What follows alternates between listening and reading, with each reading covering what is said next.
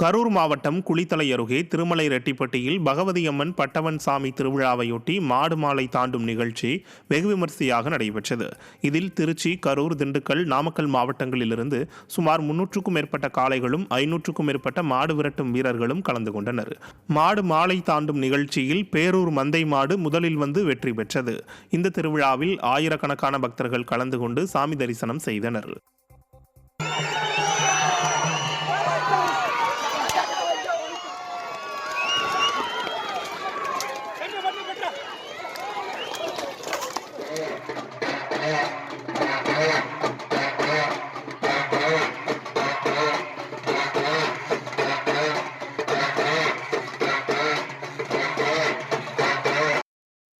தென்காசி புதிய பேருந்து நிலையத்திலிருந்து மதுரை சென்ற அரசு பேருந்தில் மதுரைக்கு செல்பவர் மட்டுமே ஏற வேண்டுமென நடத்துனர் அராஜகம் செய்தது அதிர்ச்சியை ஏற்படுத்தியது. கடையநல்லூரில் நிற்காதா என்று கேட்டவரிடம் நீங்கள் கடைசியில் ஏற வேண்டுமென நடத்துனர் அடாவடியாக கூறியுள்ளார். இதனால் அதிகாலையிலிருந்து பேருந்து தட்டுப்பாட்டால் அவதியடைந்த பயணிகள் மனமிறங்காத நடத்துனரால் மன உளைச்சலுக்கு ஆளாகினர். ஸ்டாலின் ஆட்சியில் பழுதான அரசு பேருந்து ஒருபுறம், அடாவடி நடத்துனர்கள் ஒருபுறம் என தங்களை பாடாய்படுத்தி வருவதாக பயணிகள் வேதனை தெரிவிக்கின்றனர். தூத்துக்குடி மாவட்டம் பேய்க்குளம் பகுதியில் 2 மின்கம்பங்கள் பழுதடைந்து ஆபத்தான நிலையில் உள்ளதால் பொதுமக்கள் அச்சத்தில் உள்ளனர். பேய்க்குளம் பலவேசக்காரன் கோயில் தெரு குடியிருப்பு பகுதியில் அருகருகே உள்ள 2 மின்கம்பங்களில் சிமெண்ட்கள் பெயர்ந்து உடைந்து விழும் நிலையில் உள்ளது. மின்கம்பங்களை மாற்ற வலியுறுத்தி பலமுறை முறையிட்டும் நடவடிக்கை எடுக்கப்படவில்லை என தெரிகிறது. ஸ்டாலின் அரசின் மின்வாரிய அதிகாரிகளின் அலட்சியத்தால் அப்பகுதி மக்களின் உயிருக்கு அச்சுறுத்தல் ஏற்பட்டுள்ளது. கிருஷ்ணகிரி மாவட்டம் ஊத்தங்கரை அருகே உள்ள பாண்டவர் நகர் புதூர் கிராமத்தில் விவசாய கிணற்றிலிருந்து பெண் ஒருவர் சடலமாக மீட்கப்பட்ட சம்பவம் சோகத்தை ஏற்படுத்தியுள்ளது.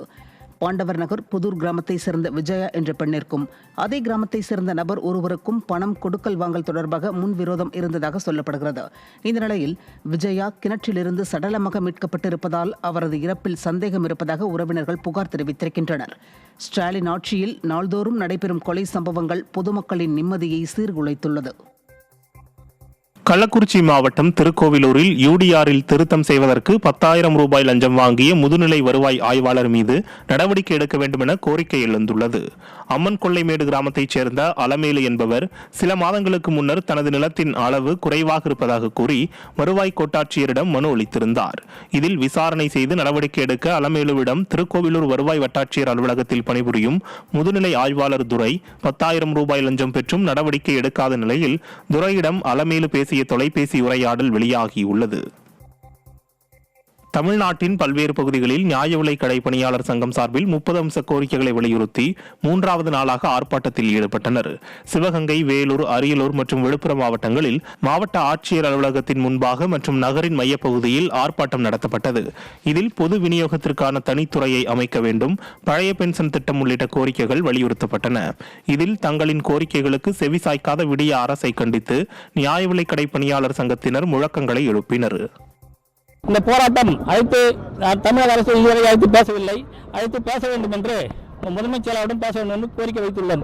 அப்படி இல்லை என்றால் மாநில மையம் என்ன முடிவு செய்யப்படுகிறதோ 28ஆம் தேதி மறியல் செய்ய வேண்டும் என்று மாநில மையம் முடிவு செய்யப்பட்டுள்ளது. அது 28ஆம் தேதி 28/4/2022 மறியல் போராட்டம் சென்னையில் நடைபெறும்.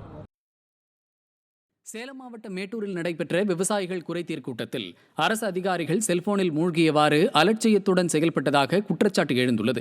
கோட்டாட்சியர் அலுவலகத்தில் நடைபெற்ற இக்கூட்டத்தில் திரளான விவசாயிகள் பங்கேற்று தங்களது குறைகளை தெரிவித்து மனுக்களை அளித்தனர். அப்போது சில அதிகாரிகள் விவசாயிகளை கண்டும் காணாதவாறு இருந்ததோடு செல்போனில் மூழ்கியிருந்தனர். விடியா ஸ்டாலின் ஆட்சியில் விவசாயிகள் குறைதீர் கூட்டம் பெயரளவில் மட்டுமே நடத்தப்படுவதாக குற்றச்சாட்டு எழுந்துள்ளது. அதிகாரிகள் எங்கள்கிட்ட குறைகள் மட்டும் கேட்குறாங்களா ஒழியோ நாங்கள் சொல்கிற குறைகள் அவங்க நிவர்த்தியே பண்ணுறதில்ல. ஏதோ கடமைக்கு வரமா, மீட்டிங் நடத்தணுமா, போனோமா அப்படின்னு தான் இருக்கிறாங்களா ஒழிய யாருமே அதிகாரிங்க சரியான பதில் கொடுக்குறதில்ல, முக்கியத்துவம் எங்களுக்கு கொடுக்குறதில்ல.